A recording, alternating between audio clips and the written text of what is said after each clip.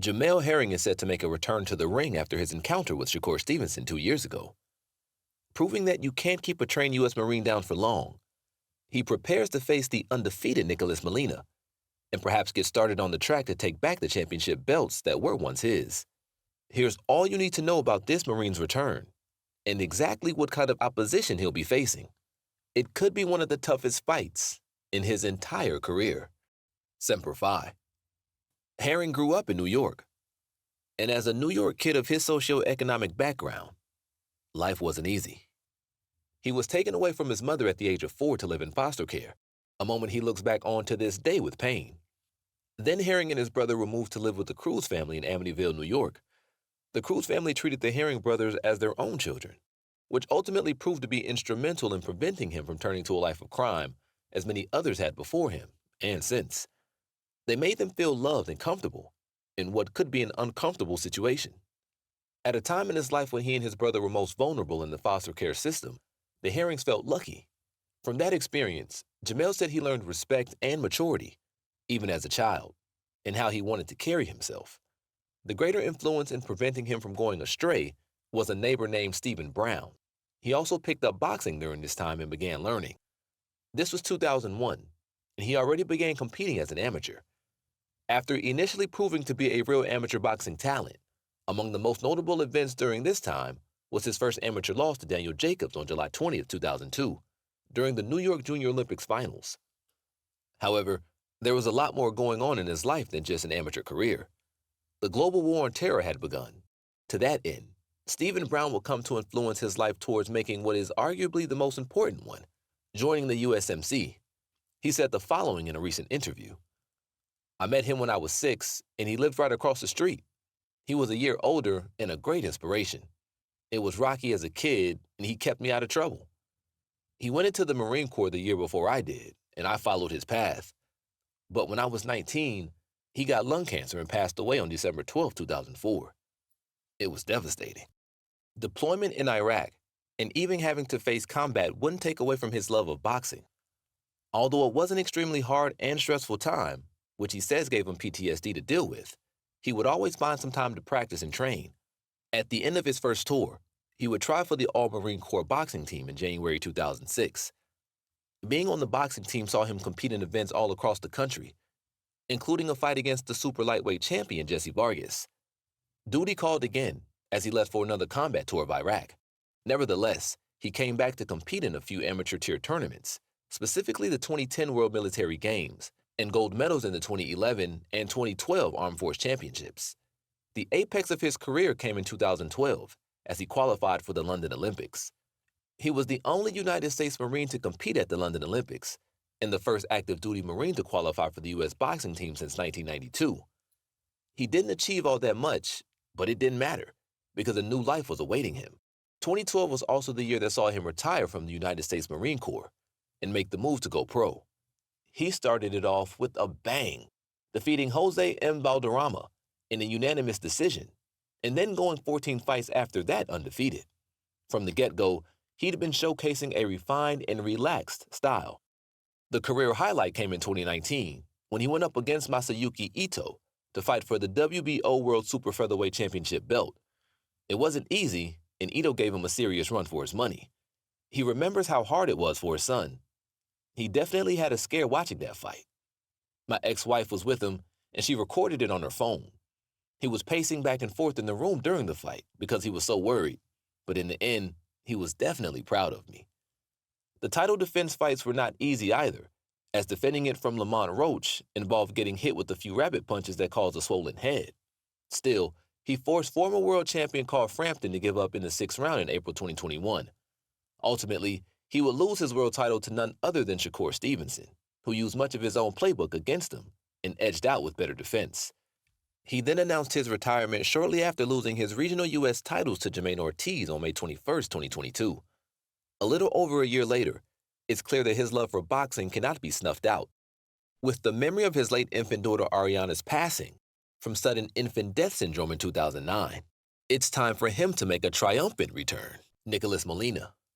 By contrast, Nicholas Molina is a boxer in the earlier stage of his career, coming out of Lowell, Massachusetts. Unfortunately, There's a curious lack of data on the internet regarding his childhood and early career starts. What we do know is that he's been pursuing an amateur career largely within the bounds of Massachusetts and New England. BoxRec details an amateur career starting from 2013 at the age of 14, with its associated highs and lows. He's amassed quite the amateur boxing record throughout his teenage years, balancing it with schooling and just growing up as a teenager in general. With a high-volume muscular physique within the bounds of his weight, he already developed a powerful and explosive fighting style. The moment of truth for him eventually came in 2020 at the age of 21. This was the New England Golden Gloves tournament, which is almost akin to a rite of passage for amateur boxers entering the professional leagues. He appears to have taken down every challenger in his way, going all the way through with dominating victories against fellow New Englanders Kevin Rodriguez and Kevin Walsh. However, he lost the final match against Jonathan Cortez in a split decision. Cortez proved to be a worthy opponent, absorbing Molina's blows and hitting back with accurate counterpunching due to having greater stamina reserves. Molina was disappointed, of course. I feel like I left it all in there. I wish I could have done a little bit more, but I gave it my all and just came up short. But his coach Manny Farley remained supportive. I'm proud of Nick. Nick stuck to the game plan. He did what he was supposed to do. It was a great effort. He may have been unable to capture the championship, but two things were already abundantly clear from which there was no turning back. He is a talented and powerful boxer either way, and his love for boxing cannot be underestimated. Manny Farley stuck to him, guiding him through his first professional victory over Bernard Davis. It was the debut fight for both fighters, but only one could be the victor, and Molina proved to be it with an unquestioned victory. Highlight fights till now include one with Daniel Robles, who gave him a run for his money reminiscent of Jonathan Cortez, and the way Cortez outpaced him. But Nicholas Molina had overcome his stamina shortcomings to win the fight. His record currently stands at 13 victories, with 5 being knockouts. His hard work and attacking warrior's mindset mean that he's considered to be on the fast track towards getting a world championship title shot.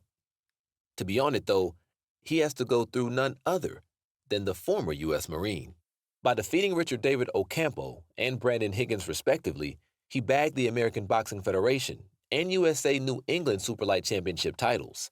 His most recent dismantling of the Brazilian Aldemar Silva was yet another showcase of his strength, with Silva going down in round 1 before stumbling on to a unanimous decision loss. Standing at a 13-0 undefeated streak, we're here now with his quest to take down a former world champion so that he can begin his own path to becoming a world champion. Fighters compared. Jamel Herring is a very technical fighter with a refined and relaxed style. It's not that frequent to see him engage in throwing a flurry of powerful punches. Instead, his style relies on gradual movements and baiting the opponent to make the first move. It's also possible to see him frequently edge closer and closer to the opponent to create pressure and provoke a reaction. Herring then usually launches a counterhook or uppercut to create the startling effect necessary to lay on the pressure with accurate headshots.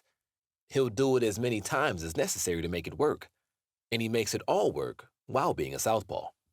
With a Marine stamina, his dominance over fights became clear as day. As a result, he managed 11 knockout victories, with most of the rest being unanimous decision victories. Contrary to what people might expect from a boxer with a military background, he remains calm and collected, and he isn't much of a power-punching boxer. However, probably owing to his age and the stress his body took from harsh deployment in Iraq, he is susceptible to injuries. After the loss at the hands of Denis Shafikov, which resulted in headbutts that led to a few cuts, he recalled having trouble walking. His victory over Carl Frampton also revealed another injury that necessitated a chiropractor visit. Combined with the fact that he's 37 years old, his matchup with the energetic 24-year-old Nicholas Molina creates quite the cause for concern.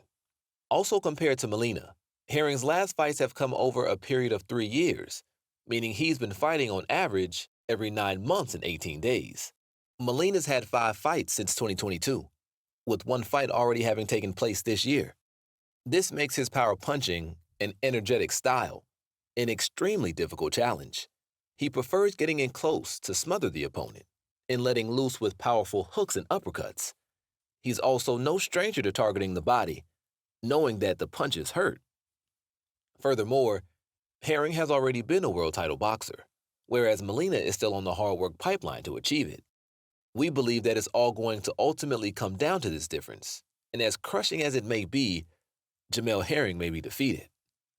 The only chance of him gaining an edge is through keeping his distance and paying close attention to his defense so that he can exploit openings for counterpunching, as it is his expertise.